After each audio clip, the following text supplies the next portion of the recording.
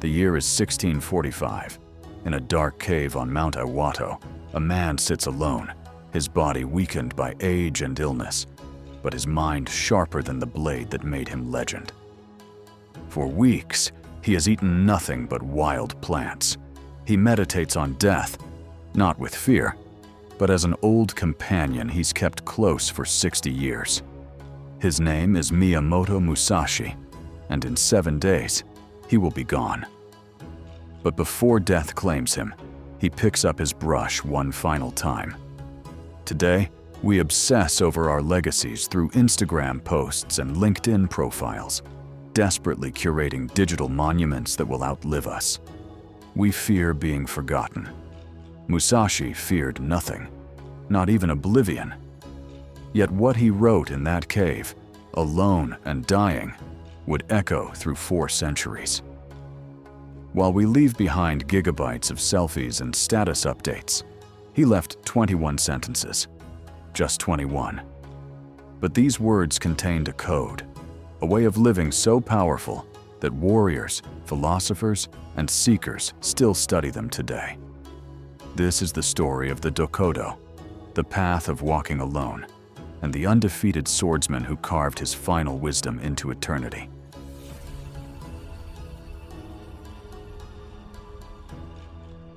Miyamoto Musashi didn't just survive the brutal age of the samurai, he dominated it. By age 13, he had killed his first opponent in a duel. By 30, he had fought and won 60 mortal combats, each one a dance with death, where a single mistake meant the end.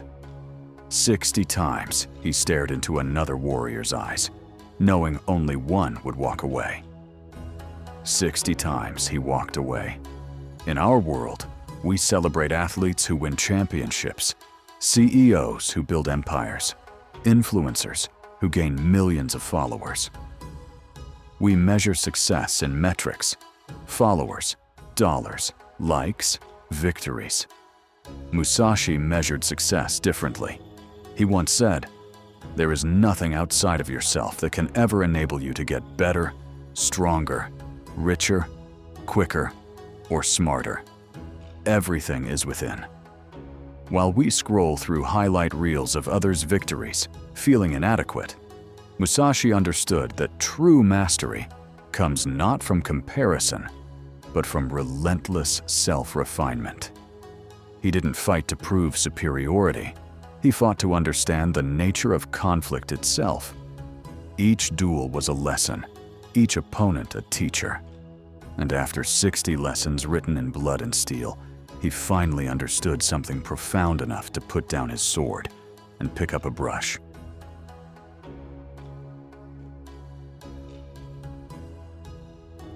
But Musashi's wisdom wasn't born in peaceful meditation gardens or temple libraries.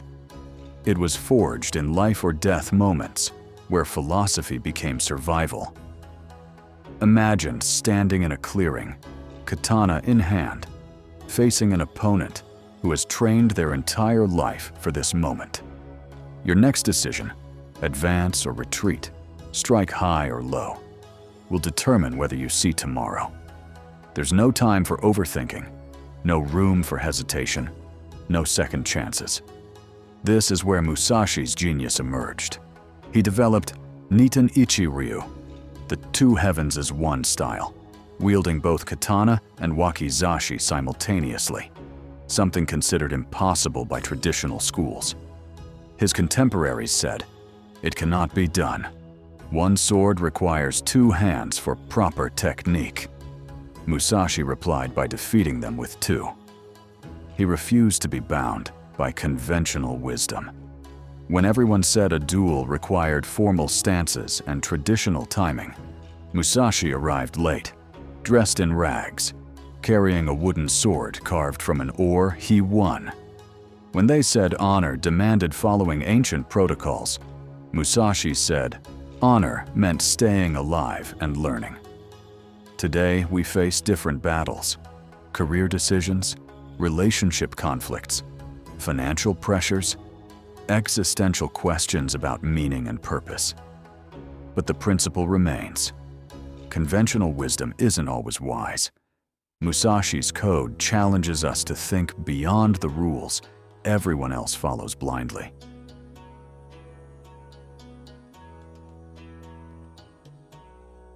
Years before his death, Musashi wrote his most famous work, Go Rin no Sho, the Book of Five Rings.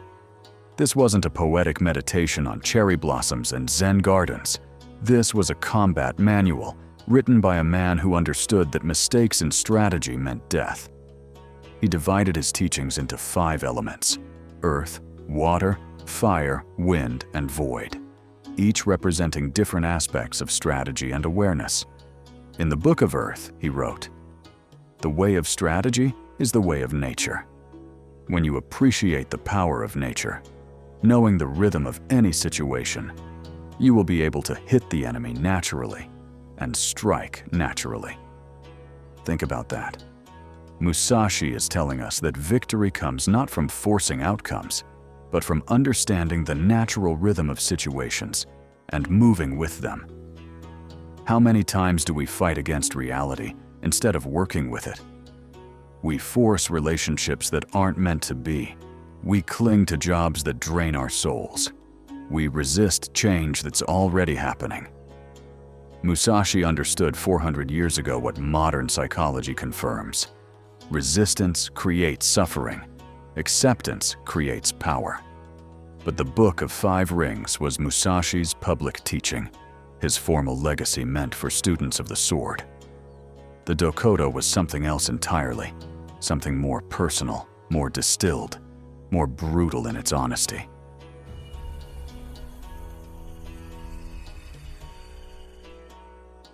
May 12th, 1645. Musashi knows his body is failing. He retreats to the Reigando Cave, the cave of the Spirit Rock, on Mount Iwato. He brings nothing but writing materials and his decades of experience. No servants, no students, no comforts. Just a dying man and his final thoughts. For 7 days, he sits in meditation and reflection. 7 days to distill 60 years of lessons into their purest form. Imagine the discipline this requires. We can barely sit through a 2-hour movie without checking our phones. We struggle to focus on a single task for 30 minutes. Musashi, sick and dying, maintained perfect clarity and focus for a week, crafting each principle with precision. He wasn't writing a philosophical treatise meant to impress scholars. He wasn't creating content to build his brand or gain followers. He was leaving behind the essential truths he wished someone had told him at 13, before his first kill, before the decades of wandering and fighting and seeking. These weren't suggestions or nice ideas. They were the non-negotiables that kept him alive and sane in a world of constant violence. On May 19th, 1645, he completed the Dokudo. 2 weeks later, he was dead, but his code lived on.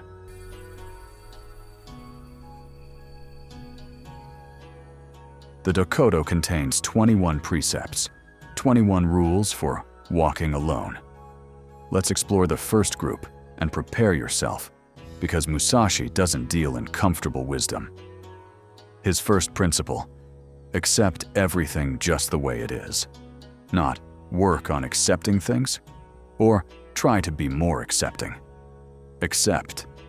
Period everything. Just the way it is. This is radical.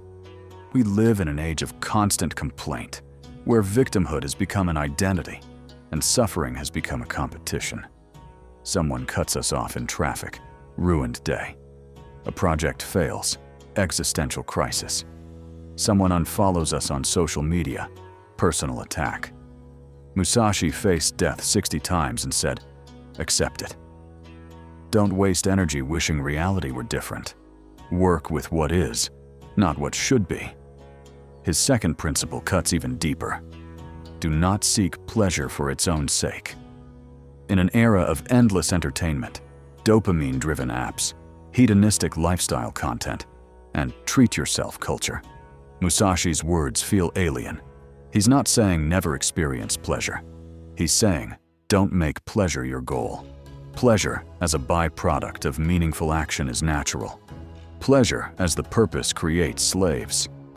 We become dependent on the next hit, the next distraction, the next temporary high. Musashi understood that a life chasing pleasure is a life running from purpose.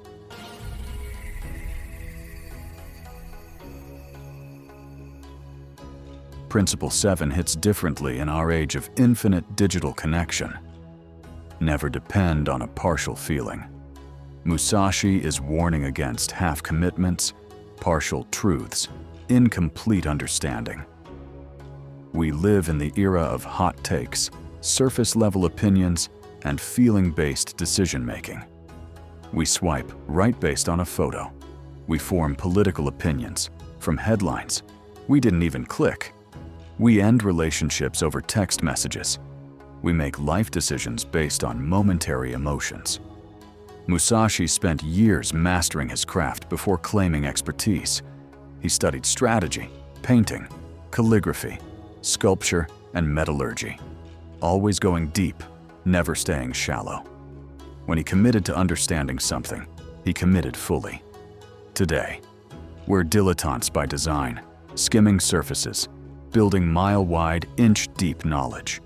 We feel strongly about everything and understand deeply about nothing. Then comes Principle 12. Do not let yourself be saddened by separation. This one pierces the heart. Musashi lost companions to death, walked away from teachers, left lovers, abandoned comfortable situations, always walking alone, always moving forward. He's telling us that attachment to permanence creates suffering. People leave, situations end, empires fall, everything changes. The only constant is change itself. We can grieve. Musashi wasn't inhuman. But we cannot let that grief stop our forward motion. The path continues whether we're ready or not.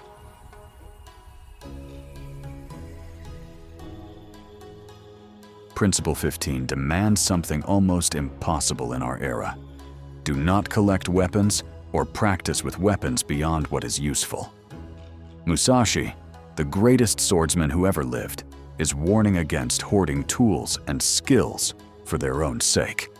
He mastered 2 swords, not 20 weapons. He perfected his style rather than dabbling in every martial art. Apply this to today. We collect courses we never complete, books we never read, gym memberships we never use, business tools that sit idle, skills we learn but never apply. We hoard information like dragons hoarding gold, confusing collection with capability. Musashi understood that mastery comes from depth, not breadth. One sword wielded perfectly beats an armory wielded poorly. One skill developed to excellence beats a dozen skills developed to mediocrity. Principle 17. Do not fear death. The big one. The principle that defined Musashi's entire existence. From age 13 until his final breath, he lived with death as a constant companion. Not morbidly, realistically. He knew that any duel could be his last. Any meal could be poisoned. Any stranger could be an assassin. This awareness didn't paralyze him, it liberated him. When you truly accept your mortality, trivial concerns dissolve. Office politics? Irrelevant. Social media drama? Meaningless. Someone's opinion of you? Who cares? You're going to die. I'm going to die. Everyone we know will die. So why waste the limited time we have on fear?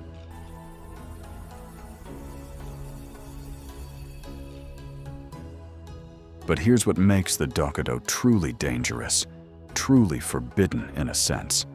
It's not forbidden because some authority banned it.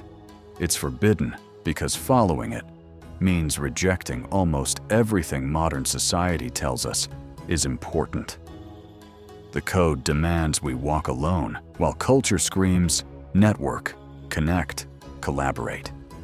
It demands we accept reality, while therapy culture tells us to manifest and visualize different outcomes. It demands we stop seeking pleasure while capitalism's entire engine runs on manufactured desire. Musashi's code is forbidden because it makes you ungovernable. You can't manipulate someone who accepts everything as it is. You can't seduce someone who doesn't seek pleasure for its own sake. You can't frighten someone who doesn't fear death. You can't control someone who walks their path alone, independent of approval or disapproval. The establishments of Musashi's time didn't trust him either. He refused to serve any lord permanently. He declined positions of honor and comfort. He walked away from fame and fortune repeatedly. He remained Ronin, masterless by choice. The samurai class built its entire structure on loyalty to masters, on hierarchy, on knowing one's place. Musashi said, "My only master is truth. My only place is wherever my path leads." That was dangerous then. It's dangerous now. Because if enough people start walking their own paths, the entire system of control collapses.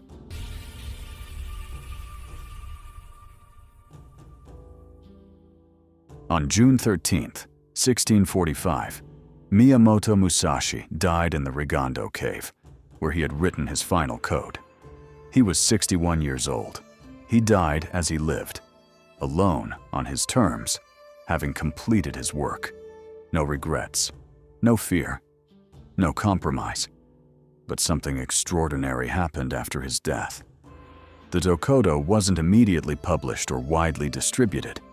It passed quietly through generations, shared among serious practitioners, studied by those who understood that easy wisdom is worth exactly what you pay for it. The code survived because it worked. Warriors tested it in combat. Monks tested it in meditation. Artists tested it in creation. Businessmen tested it in competition. And across 4 centuries, across cultures, across completely different worlds, the same conclusion emerged. Musashi was right. Today, in our hyper-connected, overstimulated, meaning-starved world, Musashi's code matters more than ever. We're drowning in information but starving for wisdom. We're surrounded by people but walking alone. We're living longer but feeling emptier. We've built a civilization that gives us everything except what we actually need: purpose, discipline, acceptance, and the courage to walk our own paths. The Dokudo offers a way out of the trap. Not an easy way, not a comfortable way, but a true way. This is just the beginning. Miyamoto Musashi's code opens a door to a world most people never see. A world where warriors, philosophers, poets, and rebels forged wisdom in fire and blood. The Kensei Code isn't about nostalgia for some imaginary past. It's about extracting the eternal principles from history's greatest lives and applying them to today's battles. In future episodes, we'll meet the 47 Ronin who chose honor over survival. We'll walk with Yamamoto Tsunetomo as he writes Hagakure and defines the way of the samurai. We'll stand beside Takeda Shingen as he transforms military strategy into life philosophy. We'll explore the temples where monks practiced Zazen meditation for decades, developing mental discipline that seems superhuman today. We'll decode the tea ceremony's hidden lessons about presence and impermanence. We'll reveal how Bushido principles quietly shaped modern Japan and influenced thinkers worldwide. But more than history lessons, we'll ask the hard questions. How do these ancient codes apply to your career decisions, your relationships, your purpose? How can a philosophy forged in death teach us to truly live? What does it mean to walk alone in a world that demands conformity? Subscribe to Kensei Code and walk this path with us. Every video is another lesson from the masters, another piece of the code revealed, another tool for building an unshakable life. Hit that subscribe button. Turn on notifications. Because once you see the world through the eyes of the Kensei, The sword saints, you can never unsee it. And trust me, you don't want to. The path awaits. Will you walk it alone?